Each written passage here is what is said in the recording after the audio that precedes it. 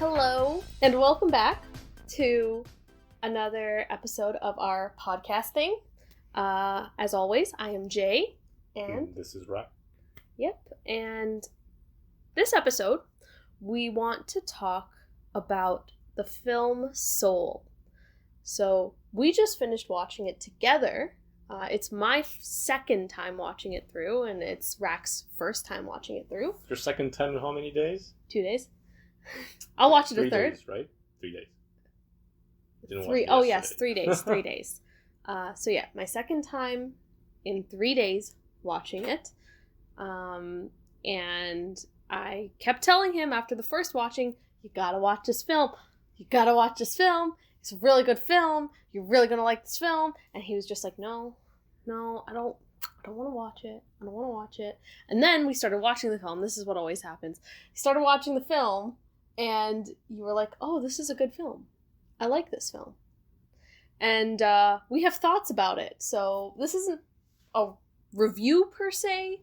It's just our thoughts about the film and the philosophy. A rant. It's a maybe a bit of a rant about how good Soul is, because to me, it is like the best Disney Pixar film I've seen in terms of content. The content, definitely, this film does not feel like it's for a children's audience. It feels like it's very, if you really want to get the full experience of the film, you got to be an adult. There's just so many concepts that might be hard for a kid to grasp. So it feels like a bunch of adult philosophies and existentialisms on living that might go over a child's head, but given a pretty, Disney Pixar veneer over it, I think. So for those who don't know, Soul is a Pixar film that came out just Disney a few Pixar. days. Disney Pixar film. Pixar film. That came out just a few days ago, actually. On Christmas 25th. Day. Yeah. And it's interesting in the sense that it's a film about a middle-aged pianist and music teacher, which is unusual, I think, in animated Children's films, right? Because in my experience, most animated films, either traditional films or stop motion or CGI films, for a young audience, tend to deal with very young characters, right? Children, teenagers, Teens. young adults. Mm-hmm. You don't really see middle-aged characters all that much And in the main role, right? Yeah, and I feel like that is the first hint that this film really wasn't just for the kiddos. Mm-hmm. You know what I mean? It's not often you get the story of the old man. There is a childlike character in it, but that childlike character very quickly reveals themselves to be even more knowledgeable than the main character, because they've technically lived millennia. And I mean, listen, this what we're talking, there's spoilers. This is your spoiler alert. I'll probably put something up on the display right at the beginning, just gonna say, hey, this is spoiler alerts. Please watch the film before listening to our discussions, or not, but don't be mad when we reveal important plot points and you don't like that. So yeah, spoiler alert going forward. What was I saying? Spoiler alert. That was what I was saying. Indeed. Yes. Let's continue from there. Okay. Why'd we love the movie? Let's start with that. Let's start with just the basics. What did we love about the film? Do you want to go, or shall I start? I mean, I can start. Mm-hmm. Well, it's a CGI animated film. Now, as Jay knows, I'm not a big fan of those. I do like a few select CGI films, like Toy Story. I love the first Toy Story film. I love WALL-E. They're both Pixar films. Coincidence. And this is another Pixar film that's also high quality. I guess my issue with CGI films is that they feel very safe to me, probably because so much money goes into the whole animation process that they can't really afford to lose the audience, so they need to appeal to, just about everyone. So the films feel very, I guess, what's the word for it? Not stereotypical, but very... generic? Very generic, yeah. They tend to deal with a lot of tropes. They're not bad films, obviously. The production, values are very high. But I feel like the content is often lacking, at least for an adult. Maybe children I mean, I'm sure children like those films because they're flashy and whatnot, Mm-hmm. have cute characters. But I never really, warmed up to CGI films. I don't like them nearly as much as I like stop motion or more traditional animation. But Pixar is a bit special to me. They always stood out compared to DreamWorks or Disney minus Pixar. They not only have really high production values, but they also have some pretty interesting storylines and characters that don't really conform to stereotypes. Not that much, anyway. I mean, WALL-E itself is a pretty interesting take on CGI animation, right? So there's always been a bit of, I guess, maturity in the way Pixar approach their stories and the animation. And this film is no exception. I think you're right. It might be their crowning achievement. It's really good. Yeah. Not only is the animation, of a very high standard, but the story itself is actually has a lot of depth. Yeah, and I think we were all fooled. I think we all got, there's always a plot twist in these films. Yeah. And I really feel we all got fooled in the third act, where we were all led to believe that the characters, newborn souls, look for their spark. And your spark, we are led to believe, is your purpose in life, your one meaning, what you were made to do. And we just accept that willingly because that's what we've been taught. We've just been taught, everyone has a single purpose in life.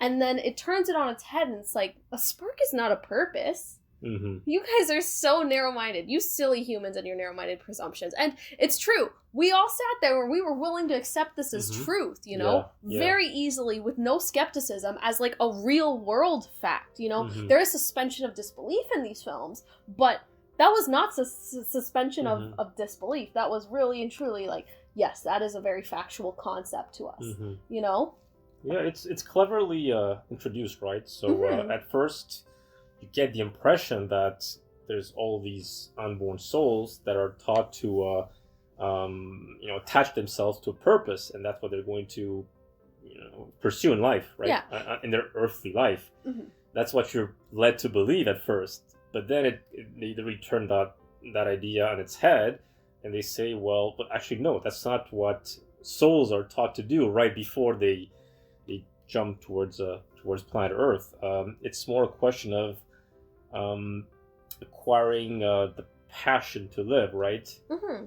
That's what the spark really is. They The don't really love of define living. it clearly, but they imply that it's more about the love of living and the enjoyment of life in its everyday routines and its everyday surprises. It's a very simple thing. Yeah. And at the same time, it's a very profound thing because we're not really programmed to appreciate life in the present tense, so to speak. And I was actually talking about that in the previous podcast, so it's an interesting continuation of those ideas. So when he was putting forth these ideas, I was sitting here and I'm like, he needs to come watch this film with me. He needs to watch the film because it's just going to reconfirm everything you thought. And there's another thing you thought at the beginning that you disagreed with that completely changed at the end, right? Is this idea of predetermination. You were kind of led to believe that souls are, their entire being is predetermined. It's destiny, right? And really the only thing that they ever show being predetermined in the life is personality. Which I mean can be mildly understood. It's whatever. It's a moot point when you realize that the spark. Not a big part of the film, really. No, I think it's mostly there for flavor, honestly. Yeah, or for humor, for the sake of. Or for the sake of the logistics of the world and its existence, It's. I mean, we could talk about this at great length. I don't think personality is predetermined, personally. Of course not. I don't think that makes a lot of sense. But anyway. It was such a moot point, and you thought that's where the film was going. Yeah. When it actually became the opposite of that. It really took... And there's aspects of mindfulness in it, right? Let's talk about Moonwind and Wind Dreamer and Moon Dreamer, or whatever their names were. Moonwind is the one dude, I remember his name. Produce the bongos now. Yes, right? But it was true what they were saying about, this meditation, and it was really funny to see because when you meditate, Racc, you do feel some very other earthly sensations sometimes Yeah, when you yeah. meditate, and it's like getting into the next plane. And while this film does connect physicality Mhm. and spirituality, it's done in a way that doesn't feel like overtly religious or offensive, because again, they're trying to be generic and they're trying to like appeal to a broad audience, but it Mhm. also doesn't feel like pandering. It No, feels like it makes no, not sense at all. within the world they've created, you know. Mhm. But I mean, they make a bit of they make fun of new age yeah, beliefs, but it's subtle. It's not really in your face. I think it's it's funny enough. I subtle like it. jabbing, Mhm. but at the same time shows its importance when you see the Valley of Lost Souls in the same realm Mhm. as the people in the zone, right? Mhm. Everyone who's in the zone, it's really amazing to see this concept of the zone. Mhm. And the Yeah. zone being, there's positives and negatives to it. And it's Mhm. something that, like, when we were doing mindfulness, we've talked about, right?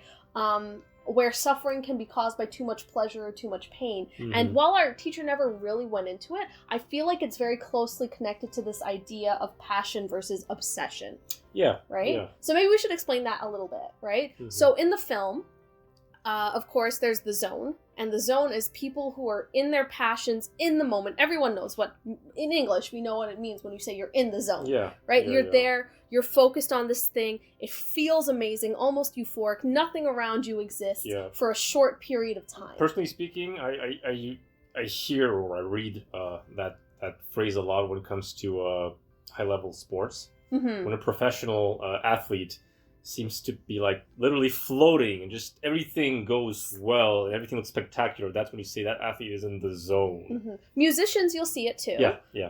But like if you're working on a novel, if you're like discovering something and you're doing research and you've come into this discovery in your data analysis, those places are all the zone. You're cooking, you know, like it happens in a lot of different places. It's inspiration, really. Yeah. That's how I view it. When you feel inspired by something, you can kind of detach yourself from your surroundings, and you're just You're so entrenched connected. in that particular task you're doing. Absolutely, yeah. And everything just flows, right? mm-hmm. But there, Mhm. that's the thing with passion, right?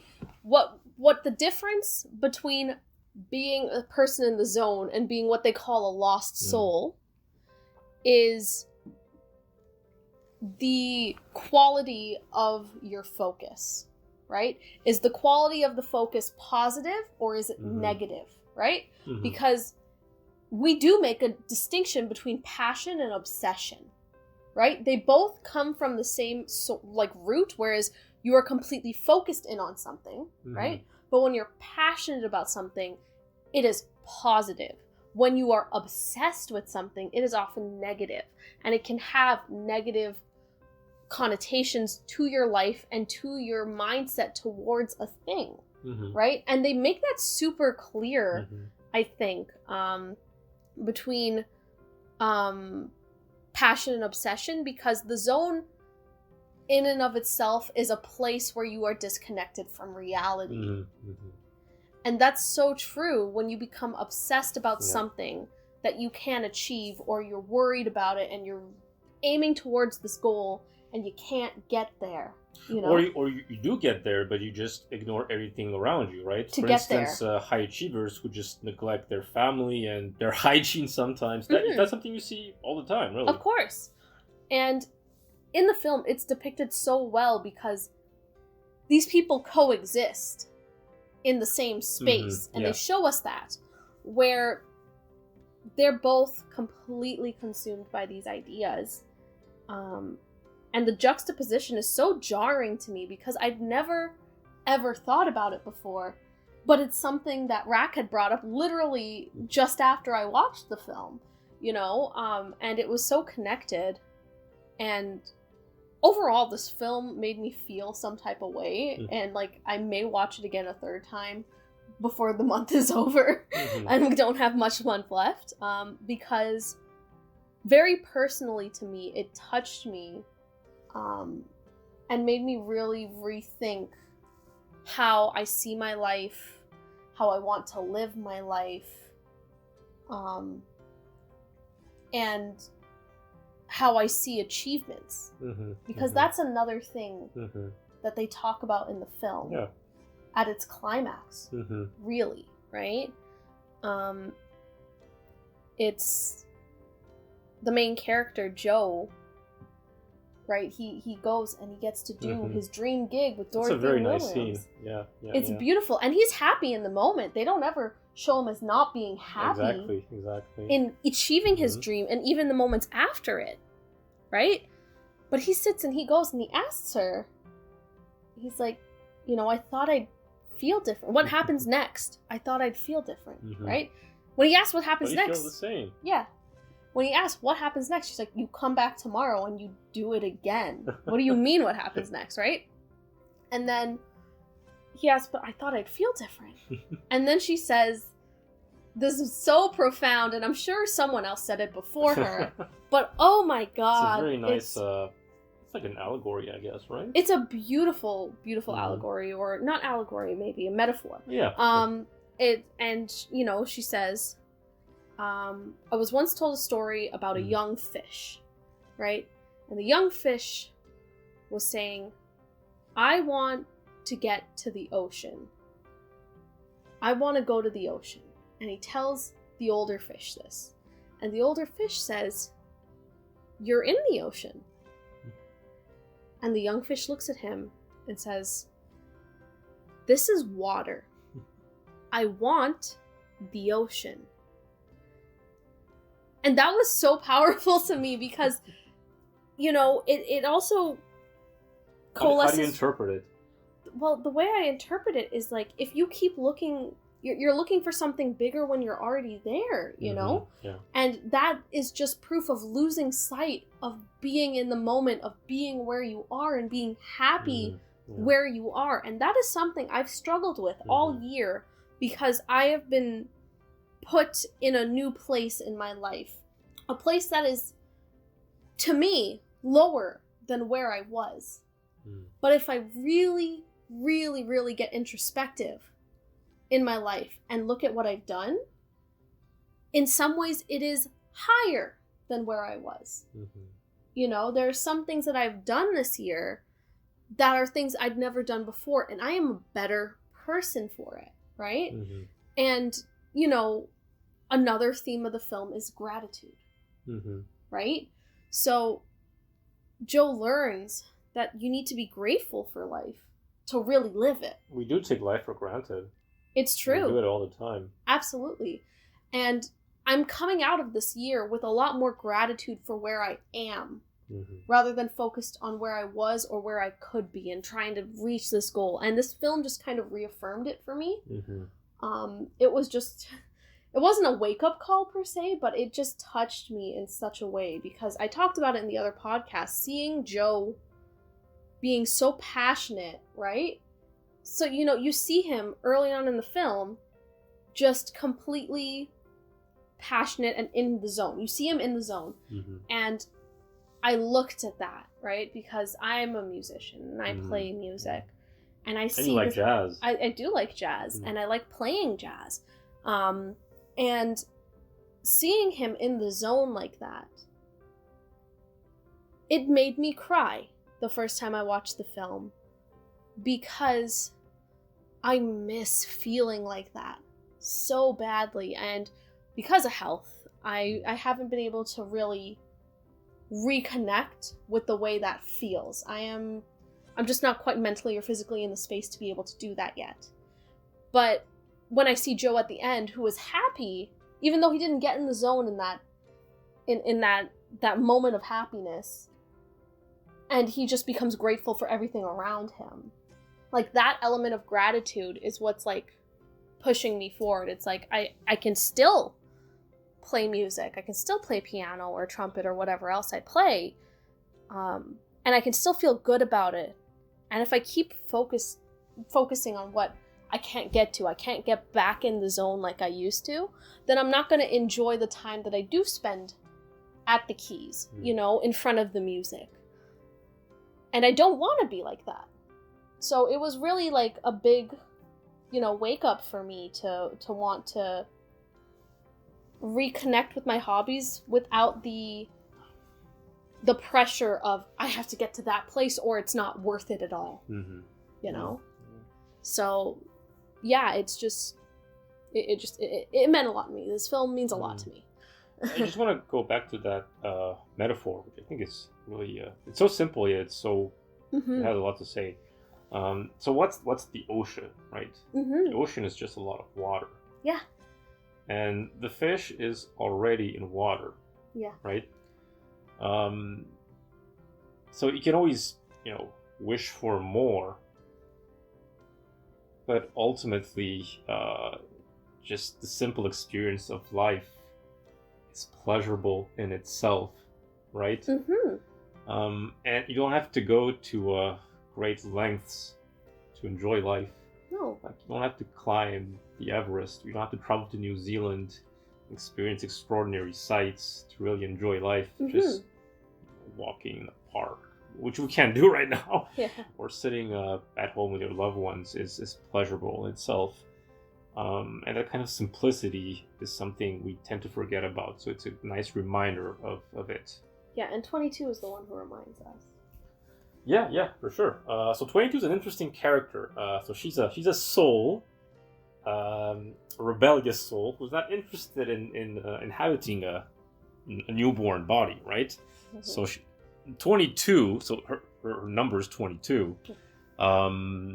But we know, based on what the movie tells us, that she's been around for a very, very long time. Hence, the number 22. She's one of the original souls.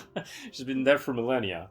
And she's had numerous mentors. So mentors are experienced souls who've just died and who've had very fulfilling lives, and they kind of educate brand new souls so that they can give them part of their passion for living. She's had numerous mentors before, and that's actually a big source of humor in the film because she's driven them mad, all of them, right? She's not interested in being a good soul who's ready to jump into the great unknown and become a brand new human being. And then 22, by this interesting accident of fate, becomes incarnated as Joe. So she finds herself in Joe's body, and that leads to a lot of humorous situations as well, obviously, because she has no idea what to do in that body. Yeah. And then she realizes that she actually really enjoys the sensory part of living, right? Yeah. She really enjoys eating. She enjoys using those legs, using that body.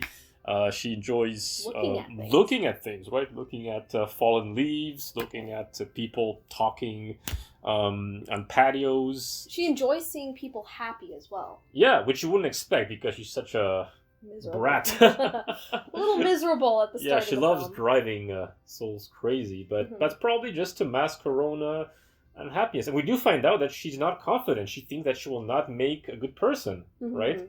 So it's her lack of confidence that probably explains her behavior. And we also later find out that all those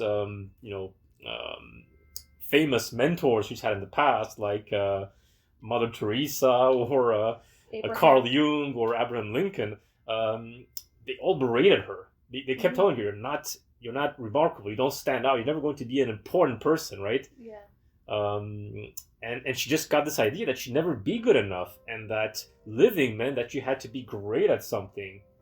And ultimately, the writers tell us that that's not what living is about. Yeah, you can be famous, sure, but as one of the supernatural beings that supervise all this preparation of brand new souls, tell us, right? It's not about fulfilling a specific purpose to the extreme. It's not about being extremely driven. Sure, that means you may have a great career, right? And that can inspire people. That's what they look for. They look for inspiration. That's why they use these mentors. Yeah. That may inspire people, but it's about living in itself at its most basic. It's not about being this great personality. That comes with the package. It can come with the package. Yeah. But that's not really the point of living. That's not the spark. Yeah. Like a fulfilling life can provide inspiration for other people, but ultimately, what is a fulfilling life? If I just have a normal life, does that mean that it was not a fulfilling life because I didn't win the Nobel Prize? That's up for debate. And the movie pretty much tells us that it's not just about material or intellectual greatness. It's about enjoying every moment of your life. So it's a very Epicurean message. It is. That's Epicureanism in a nutshell. Well, I mean, it's a hard thing to take a children's film and in an hour and a half tackle an entire philosophical mindset. You know? But I do agree with it. This is something, I mean, philosophy and existentialism as a whole has been something I've struggled with for decades. Almost decades. I'm pushing 2 decades on struggling with it, you know? And it's good to see an idea presented to me, for me at least, in a way that doesn't feel overly morbid, doesn't feel, you know... It's not patronizing either, I would say. Exactly. Yeah, that's another thing. And that's something you don't see in children's films all that much, right? Yeah. It's not moralistic. And it's open-ended enough to allow for it deals with morals, but I would say it's less about the morals and more about existing. It's very much an existential film. It's a philosophical film about existentialism and about Epicurean philosophy. Yeah. And that's something you don't see often in animation. In fact, it's something you don't see often in films, period. Yeah. And we live in a society right now, you know, this is a Western film, and Western society is deeply depressed. Let's be very honest. We're so unhappy as a society.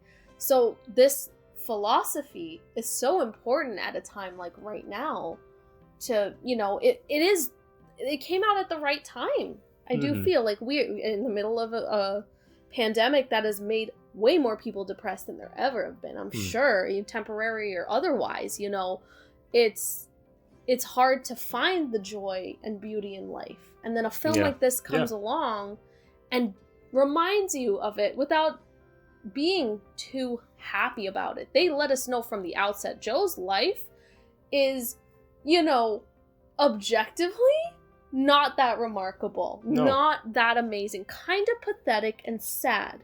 They show us a lot of the sad moments in his life, because that's how he's also seen his life. For the first maybe 3 quarters, so that's all they show. Yeah, just the disappointment. The broken dreams.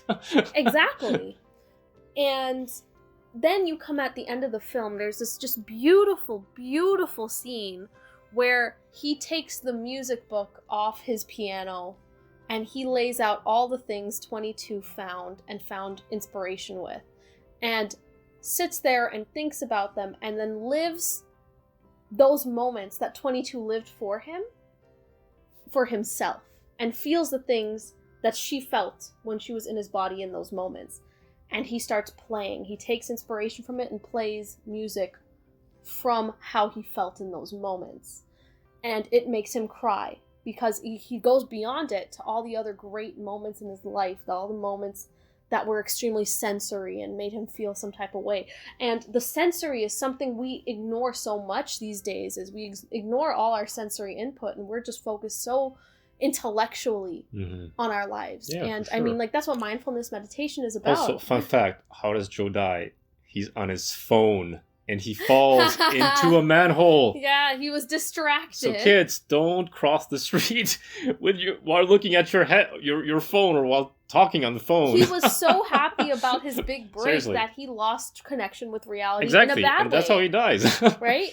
I mean, I don't think that's a coincidence. I think they wanted to do that on purpose, to show you that if you lose track of your surroundings, not only can you become unhappy, but you can literally die. It's interesting because there's so many different qualities and explanations for losing track of your surroundings, right, in this film, right? So we have 2 negative qualities and 1 positive, and the positive one being the zone. Yes, right? yes. And I don't know, it's really great. I don't know what else to say. So maybe there's one more thing I would add. Speaking of existentialism, I think the movie borrows a bit from Sartre philosophy. I'm not an expert at Sartre, but I read a bit of his work. And one of the basic, foundations of his philosophy is that existence precedes essence, as opposed to the opposite. What that means is basically that instead of being determined by something that comes before you, that is above you, like, say, God. Yeah. First you exist, you come into existence, and then you define yourself. Yeah. Then you find your purpose in life. That's exactly what they say, Yeah. right? So Joe mistakenly thought that the spark was nothing but purpose. But actually, what those supernatural beings say towards the end of the film is that you come into existence with this passion of living, and then later on, you find your purpose. But the first thing you have to do is live. First you exist, and then you find out who you are, and that may take you a long time.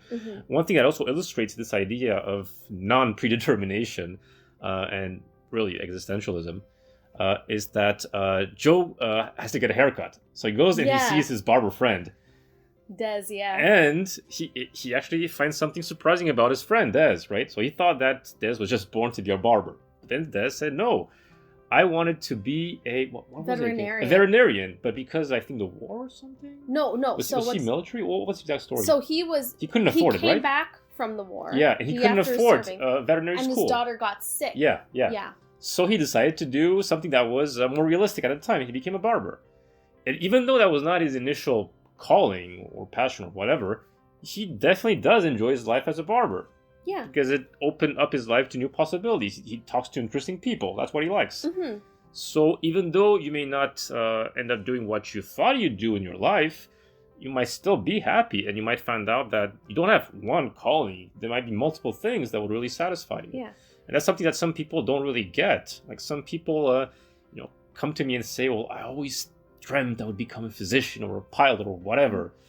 That's kind of insane, right? I mean, how can you know that as a kid or as a teenager? It's normal to experiment and think very thoughtfully and thoroughly before you decide what you want to do with your life. That's okay. It's not something new. It's not something that just millennials do. It's something that's always been done. Of course. Some people find their purpose in life much later, or they change their purpose in life. There's a fun little throwaway line in there where it's like Julia Child became an amazing chef or something at 49, Sure. I mean, look at Joseph Conrad, the famous Polish-born writer. He started out as he was what's the word for it? Mariner, a sailor. He was a sailor. Yeah. He became a ship captain eventually. He had a lot of adventures in Africa and Asia, and then later on, I think his either late 20s or 30s, he became a writer, and he used those experiences as a captain to write his stories, which involve ideas of concepts of colonialism, but also the relationship between Western people and the unknown, and exoticism. There's a lot to his work, but anyway, So that's something you see all the time. People who change their careers, midway through life or earlier or later. It's not something unusual, and there's no shame in doing that. No. I guess baby boomers have erroneously, in my opinion, taught us that you set up to do one thing early in life, and then you just do it till forever. You die. Whereas who's to say you have to do that? Yeah, you and I have very much stated that in our, what we've chosen to do with our lives is not going to be the forever for our lives. We're very keenly aware of that. We just have so many other interests. Yeah, and I don't think that's lack of self-discipline. No. I think that just shows that you're interested in several things. That's open-mindedness. I think that's a quality. Absolutely. And I would argue, in fact, independently of personal growth, I would argue that in today's market, you need to be open-minded. Yeah. Because in research, for instance, in medicine, you see more and more collaborations. Mm-hmm. It's all about interdisciplinarity nowadays, because fields have become so specialized that unless you talk to other people, you may not get interesting ideas because you just don't have the time to learn about other specific fields than your field. Mm-hmm. Also, if you don't have specific skills, you're not going to learn them when you have so many other things on your plate. So you have to collaborate with other people. Of course. So with specialization comes collaboration and interdisciplinarity. So you have to remain flexible. Of course. And that may also mean eventually adding more skills to your previous skills. Yeah. Previous skill set, or even changing your career later in life, because you have the opportunity to learn about so many other things thanks to these collaborations, that why would you not try something different? One of our former teachers, for instance, we will not name her, started out as a basic scientist and later on became a lawyer, because why not? Yeah. And that actually, I think, made her a stronger lawyer, because she knew the inner workings of research. Yeah, absolutely. I mean, So flexibility is, I think, a quality, especially nowadays. But even independently of whatever you want to do for your work, I think it's good to be flexible in general in life, because life throws curveballs at you all the time. I think one more theme in the movie that is mildly touched on, but I think is just equally important, is this this idea of we're so self-centered, we're so self-absorbed. Yeah. Joe is self-absorbed. He is, but so is his mother. Yeah. I mean, his mother they both come from a place of, it's not malicious, it's not malevolent, but they both are very too much concerned about their own ideas of how life should be, that they things don't are done. Exactly, right? That they don't care for the other person's thought process or what they have to say, and they do it to each other, and they both do it to the people around them.